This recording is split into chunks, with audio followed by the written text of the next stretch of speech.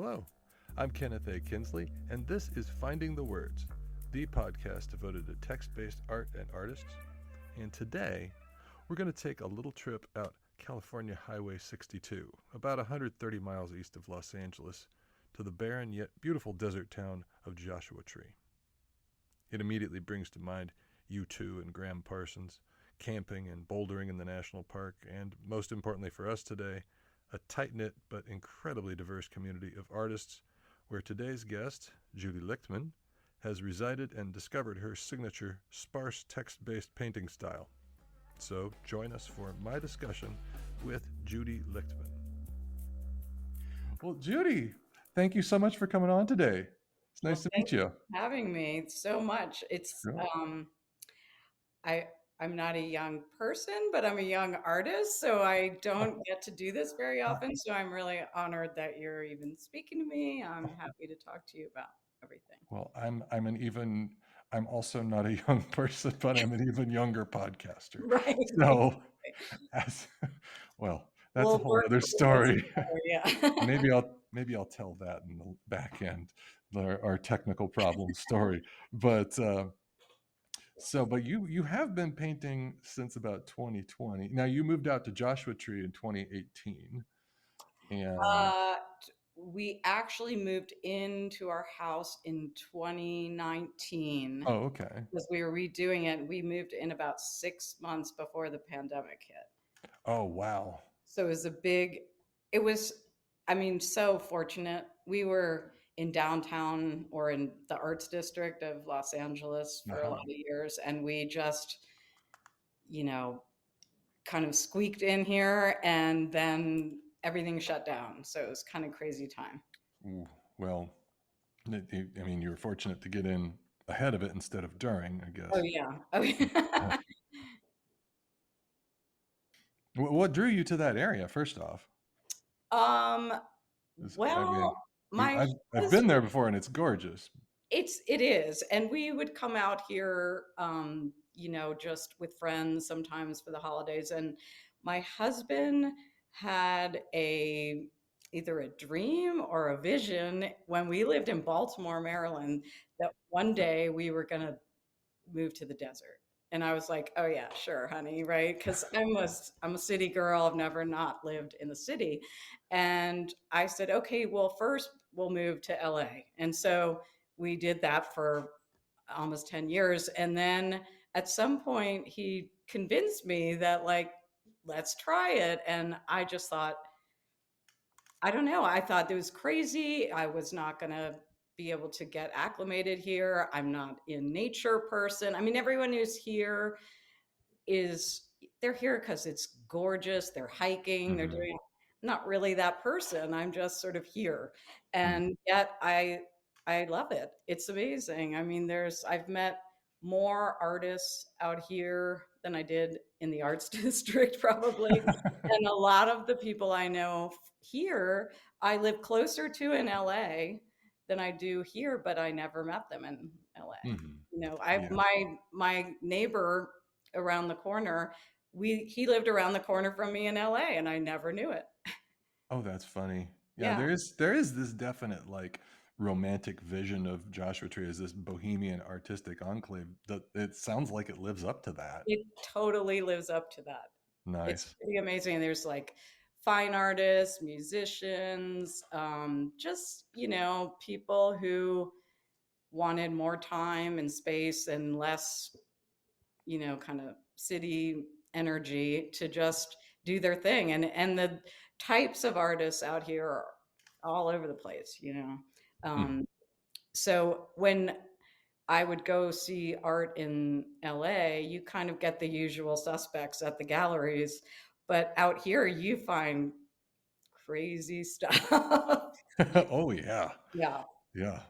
So now you started painting in earnest in 2020, as a result of, kind of a reaction to the pandemic and the lockdown and everything going on with that. Led into your noticed series. So Yes. how much? And now it's a very, it's obviously text based, and it's black and white, it's very stark, it's very graphic, which is not surprising because you've been a graphic designer since, had your own design firm since Yeah, 2010. yeah.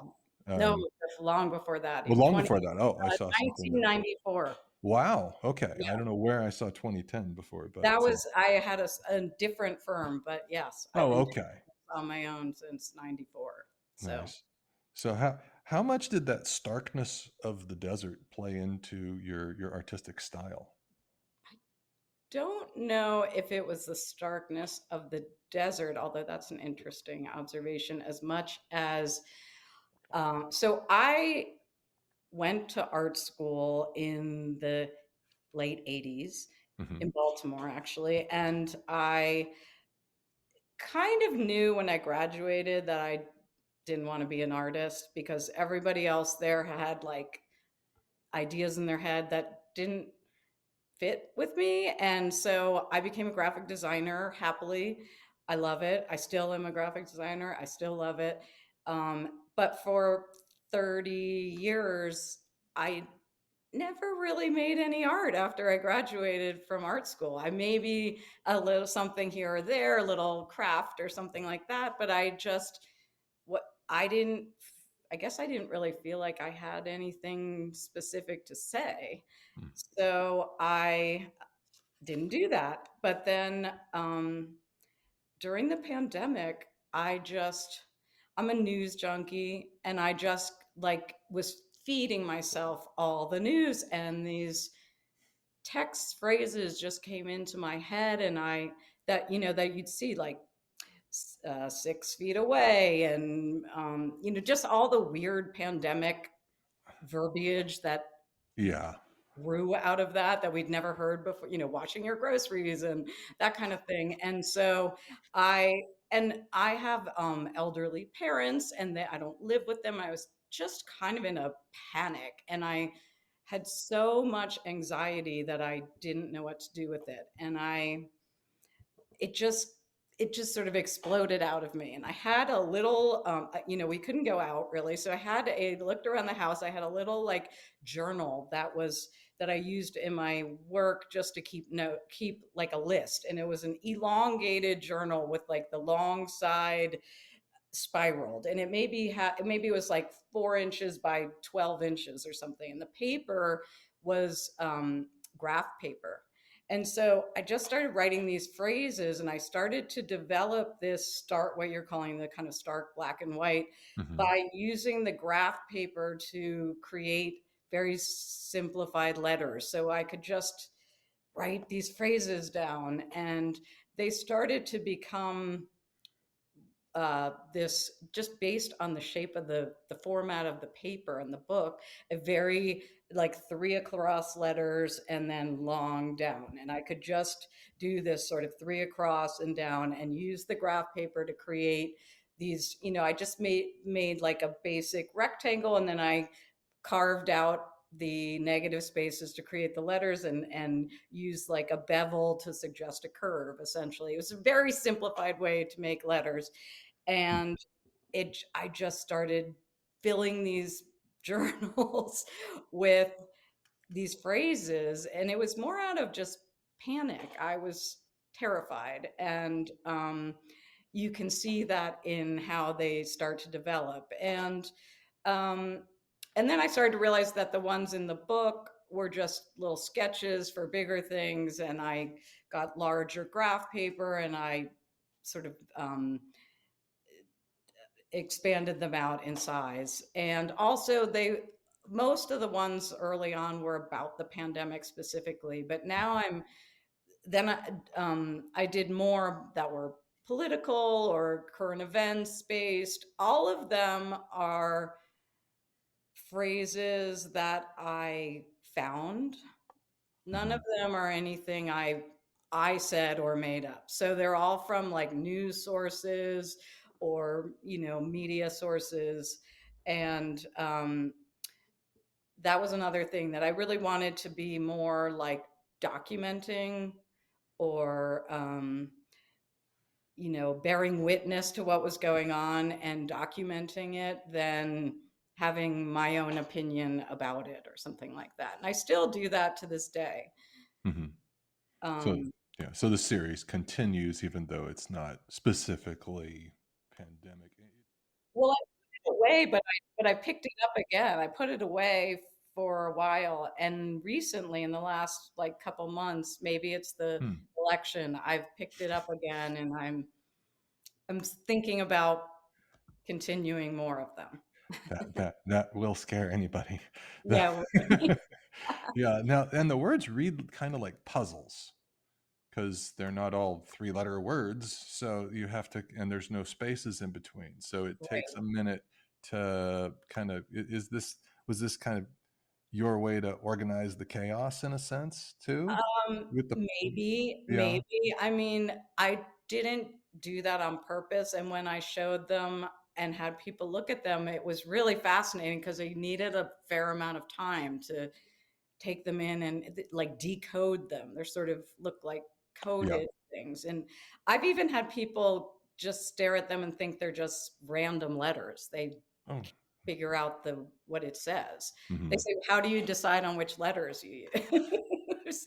Well, it depends on which pandemic hits, I guess. Yeah. So, So um I think what I found was it allowed me to speak about things that are difficult to talk about because they are coded, and so they take a little bit of time and you have to participate in solving them, and then by the time you get there you've had to sort of think about that thing for a little mhm, bit. And I didn't know that when I started, but that's something that allows now more I'm sort of always been a person who wants to pick up a hot potato, but I'm not a person who's going to be in your face and outspoken. So I like that I can say these things and they're even a little bit coded so they're not right in your face. And it allows me to speak things that I wouldn't be able to talk about probably. mhm. Yeah, and from a distance, they appear very precise and orderly, and they're in rows. But when you look a little closer, you can see that they're a little looser and it's a little rougher in there. It is, when you're doing this, do they cease to be letters? Is it just once you get it written in there, and then your ink, it's ink, right? Am I correct? Yes, it's ink Okay. On on vellum. vellum. So Mhm. the vellum instantly like crinkles. Yeah. And I kind of like that. It gives me that anxiety feeling, you know. Mhm, mhm, Um, I think the other thing that happened was about like the negative space that I'm never actually writing a letter. I'm always carving a letter out by drawing in the background.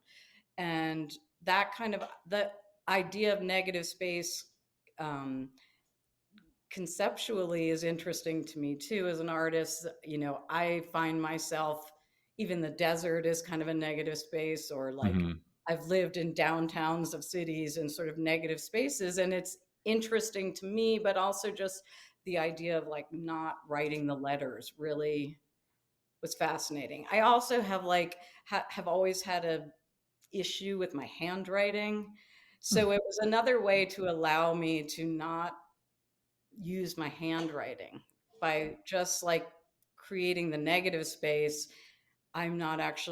It's not actually my handwriting, and that gave me a way to like get comfortable with writing like that. mhm, mhm.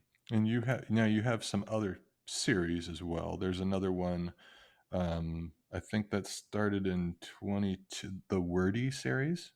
Okay, so yeah, I did so a lot of my work I have no idea what it's gonna be in the end. I Mhm. don't come at it like a when I'm a graphic designer by day, I make a plan, I know what it's going to look Oh, like, sure, sure. all of that. But one of the things I really have noticed about how the artwork comes out is there's no plan and I don't know what I'm going to do. So I tend to make little things and then build them up into like a bigger gestalt that I don't know what I'm going to do with either. So the wordy thing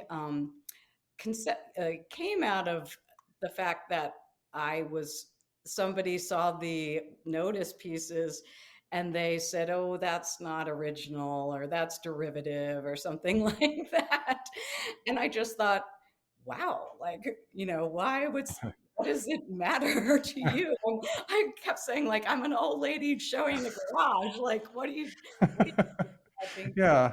you know, People don't have, your insults are derivative here, pal. yeah, Come on. exactly. So I started writing down, I just was kind of mad about it. So I just wrote down derivative or something like that. And I started like just cutting them out and making these little pieces with words on it. And they were all words that I could think of that were criticisms that meant something to me, that I had been told in my life, oh, by teachers or parents or whoever.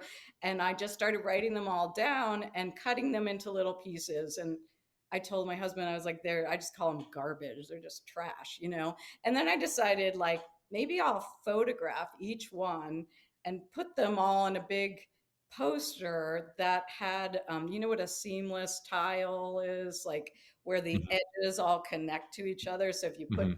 posters together, the seams are going to connect.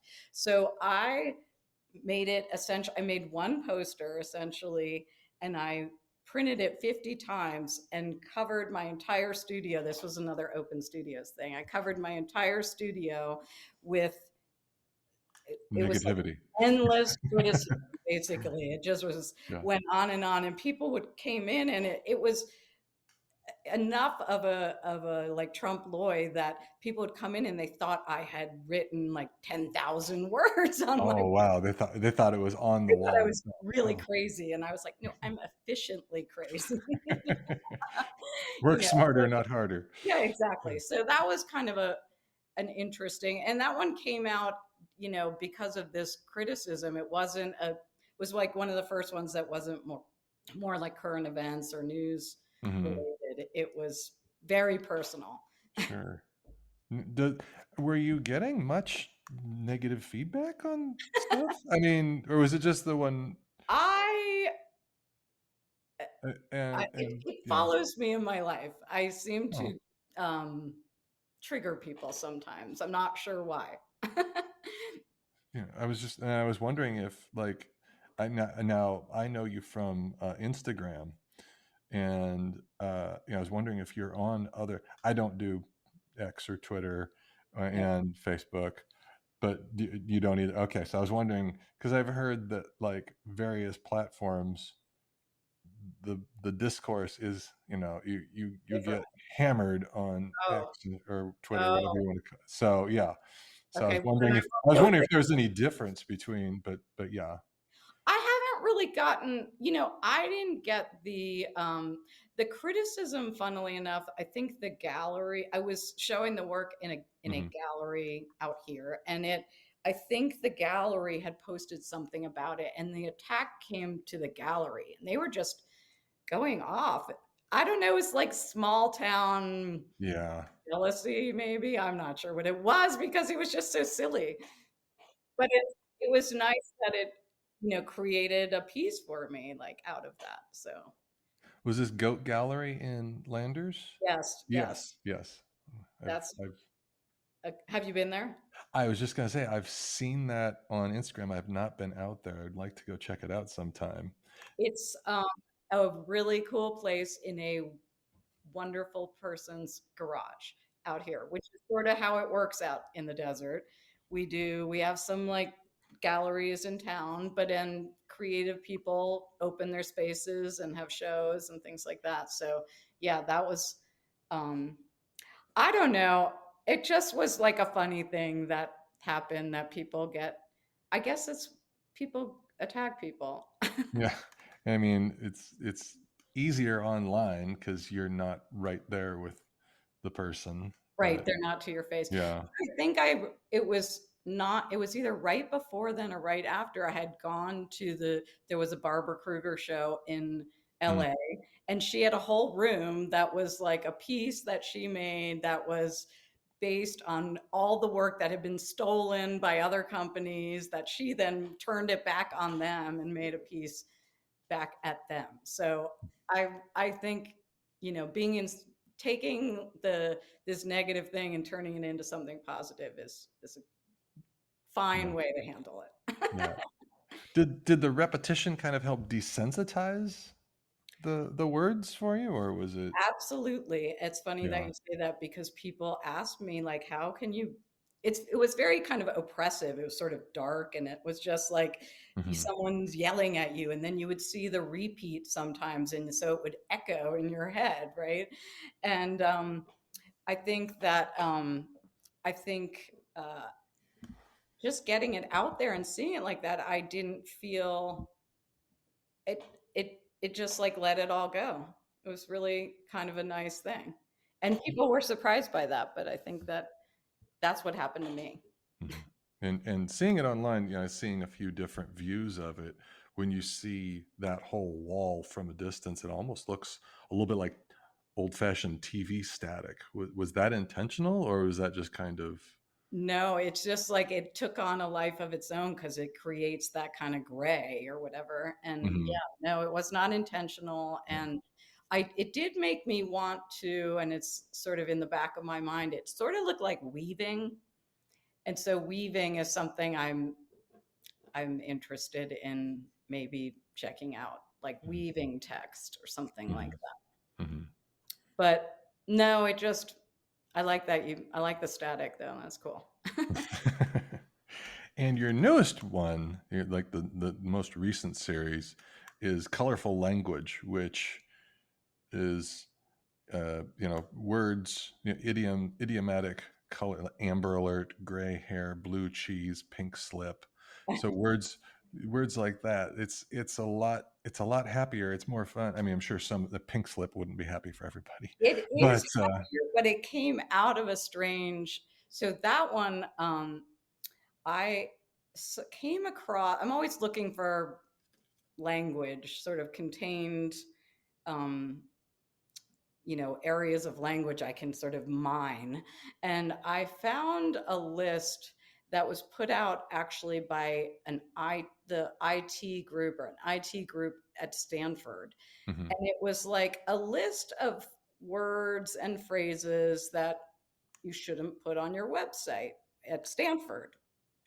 Hmm. And so I start going through them, and it was like things that seemed okay to say, but if you went back and looked at, or a lot of the stuff that seemed interesting to me was about color. So anything that was like white always had a positive meaning to it.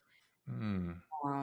And anything that was black often had a negative meaning to it, blackmail and black magic and you have white knight, and it's so it was like the IT people found it you shouldn't use this language because you're promoting this kind of thing where certain colors are favored and other colors are considered negative, even if it had nothing to do with race at all. They were sort Mhm. of pulling that aspect into things. And I started thinking, like, what would happen if we just couldn't use phrases because it might offend people that you said something? And it just kind of grew out of there. I let go of the Stanford list at some point. And then I just was like, I'm just going to collect this language because maybe it's going to be the language police will come and take it away from us. So it was like a collection of words and phrases just in case.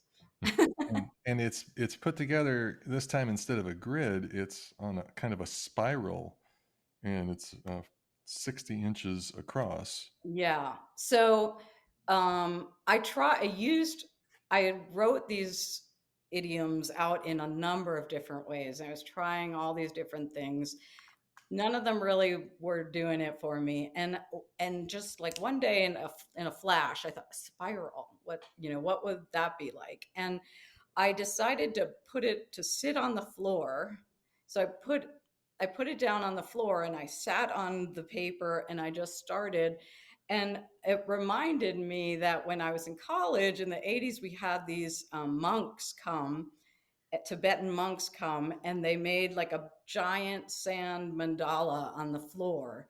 and they spent days, and it was winter in Baltimore, and there was like, you could see the cold coming from their mouth. They're in their winter coats and their golden robes, and they were like sitting there just grain by grain making this very complicated mandala.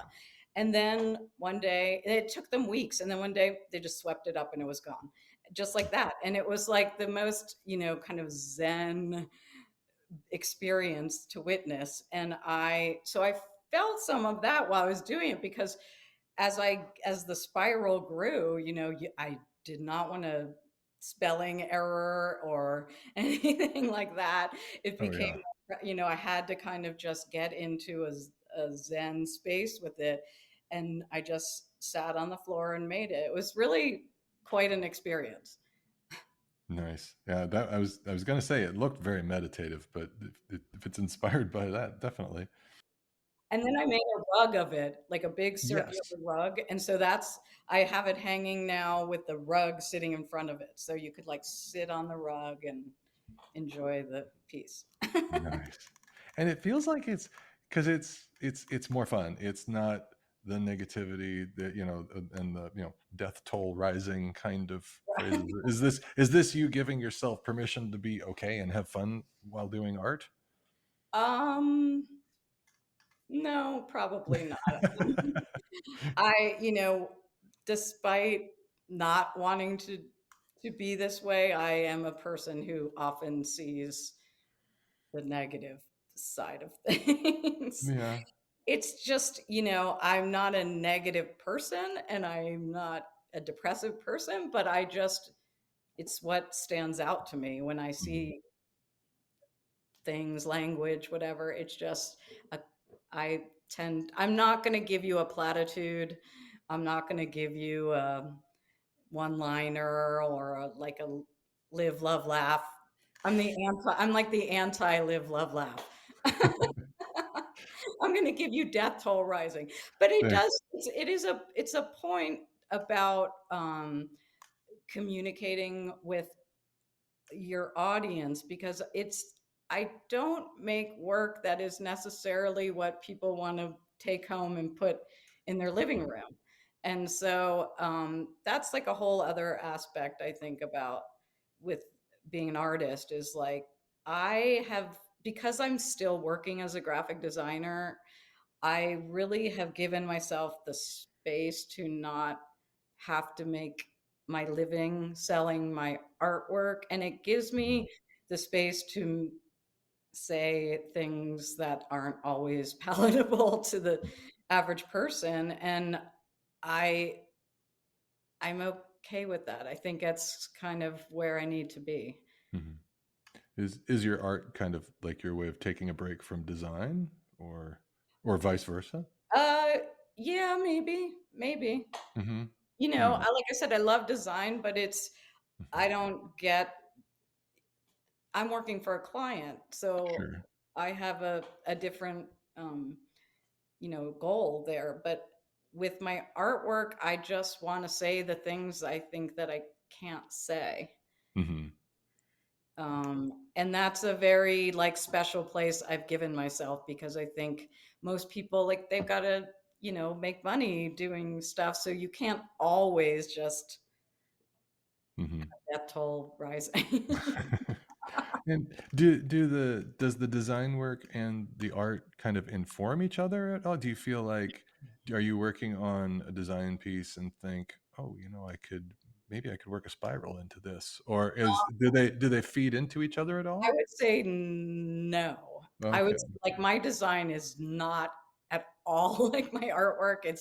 It's much more like almost like, Bauhaus or Swiss, like very kind of Sure. clean Mhm. design, Yeah, where but my artwork is very not that. it's your design work with Pink Dot Design is definitely not afraid of color. No, Lots of no. yellow, lots of pops of Yeah. color It's like they're like night and day. And I think yeah. my experience in doing them is like night and day. I have a very different headset. Um, but it's they kind of play off each other in that they're not, it's like taking a break or whatever you're saying from the other. Mhm, I mhm. agree with that. And I noticed, there is a commonality between the two practices in that a lot of your clients are arts institutions. Well, Uh, that is true. I mean, like the Anderson collection at Stanford, the, is it the Broad Museum at MSU, or is it MSN? Right. yes, I Yeah, have. That is, yes, I have and worked some work with them. the Kennedy Center, Yeah, Miami City Ballet is. Did you target that sector, or did that just sort of evolve naturally? probably a little of both. A little Yeah. of both. I s- I did a lot of work with the Kennedy Center and events based stuff, and that's why, to some degree, when the pandemic hit and everybody's events got canceled, it's sort of like I had to rethink what I was doing with my time, but also my business and what was going to happen with that. So, Mhm, mhm, but I mean, I have a connection with the arts. Obviously, my husband's an artist, so mhm, it was a natural fit. mhm. Yeah, and your husband, James Rick, also a painter. Now his style is like his painting, his art style is like 180 degrees from yours. I It's was going to very say, colorful. yeah, we're not. He's like a real painter. He's been painting for 40 years or something like that. So we met in art school, Mhm. Oh, and um, and he's been a painter commercially for a while, but now as an artist for, I don't know, 30 years, before a long time he's been mhm. doing this. So um, he has his own whole style that is very different than mine for sure. And when we show at Open Studios, our studios shares one room and there's a wall down the middle. So, you get two very different experiences. Nice, nice. Was he saying, "Hey, you should work on this, expand on this"? Was he Supportive. explicitly suggesting it, or was that more just seeing him do his thing? Did that kind of influence you to move in that, or was it just No, I there's mean, a I wall down the middle? really thought I was always going to do this, that I was always going to have this sort of like awakening or eruption. I mean, it was really like an eruption.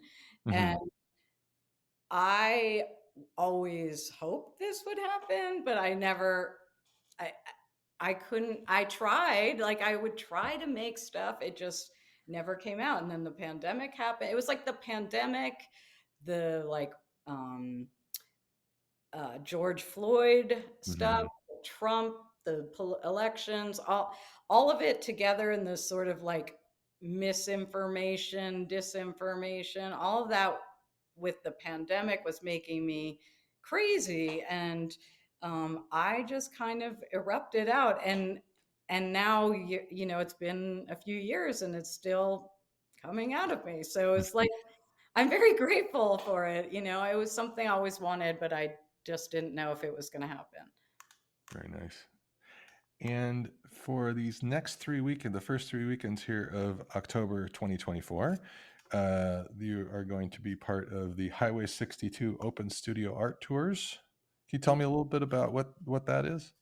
Yeah, so this is our, I think, fourth year doing Wow. it, but it's the 24th year that this Oh, Open wow. Studios has been going on. So I just read it's the largest open studios in California, I think.